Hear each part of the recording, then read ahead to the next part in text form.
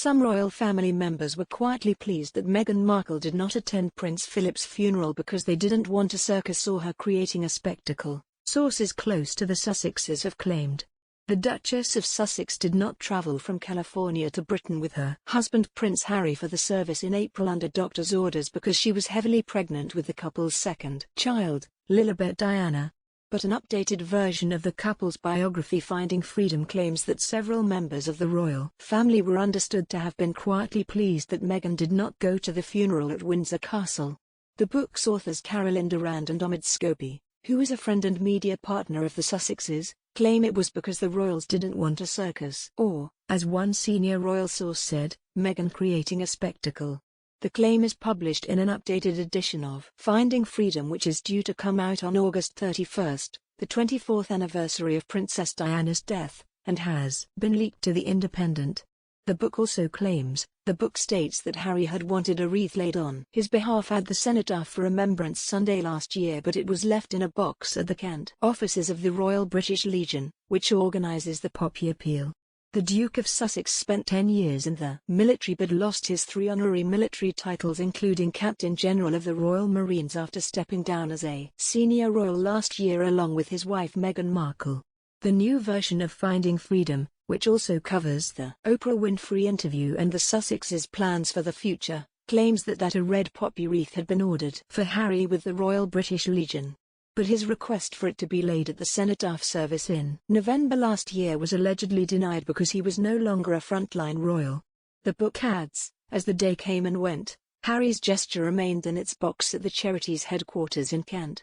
A source said Harry was saddened and disappointed by the decision, adding, 10 years of service and a lifetime commitment to the military community and this is how it's been acknowledged by his family.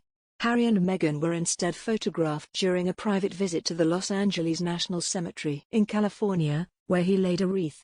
The book also looks at the fallout from Harry and Meghan's bombshell interview with Oprah on March 7, in which they claimed a senior royal made a racist comment about the color of their unborn child's skin.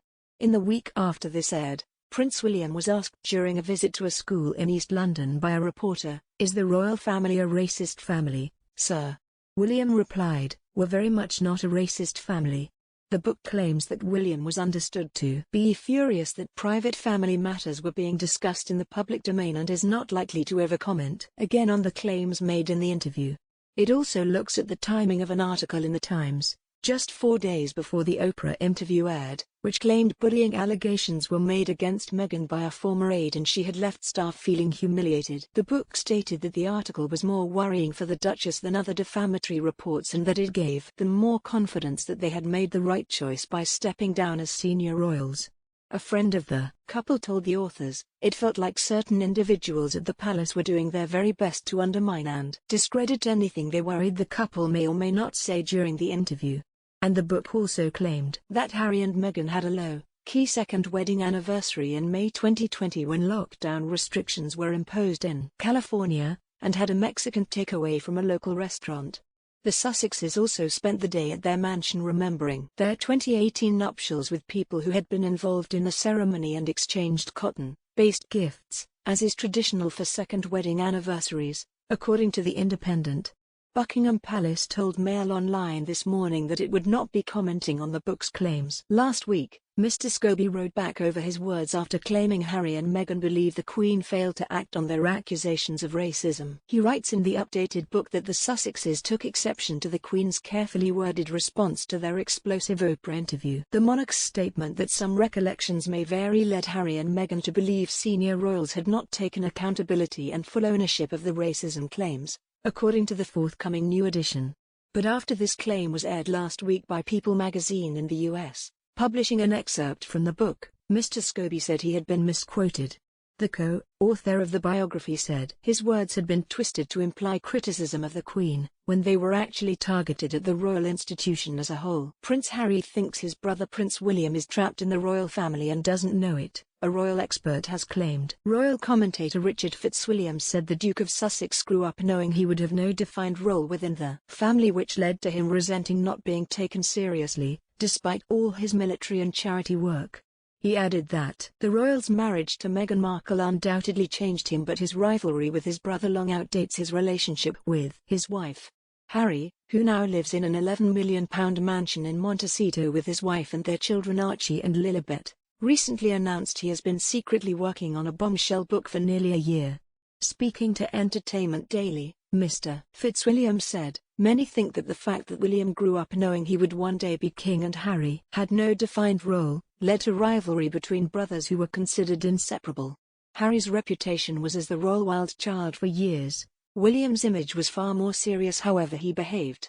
Some say Harry resented not being taken seriously, despite his military service and charitable work. Harry now believes he was trapped as a member of the royal family and that William currently is but doesn't know it. The rift between them, long reported and first confirmed in the ITV documentary about their South Africa trip, is public and serious. It was his marriage to Meghan which unquestionably changed him." He added that the Fab Four idea, that saw Harry and Meghan work with Prince William and Kate Middleton, was a disaster. This is despite the fact that the claim was made about words released in the name of Her Majesty. This was followed by an extraordinary statement issued by lawyers for the Duke and Duchess, denying they had reignited a rift with Her Majesty the Queen.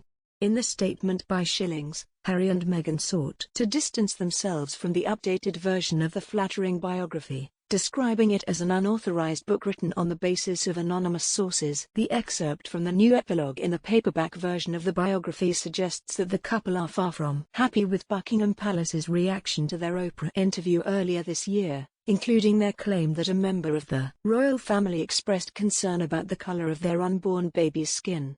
In her carefully worded response, Harry's grandmother expressed concern for the couple but insisted that some recollections may vary.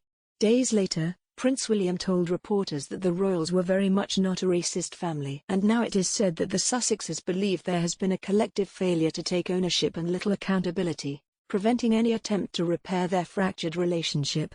The new extract reads, "Those three words, recollections may vary, did not go unnoticed by the couple, who a close source said were not surprised that full ownership was not taken.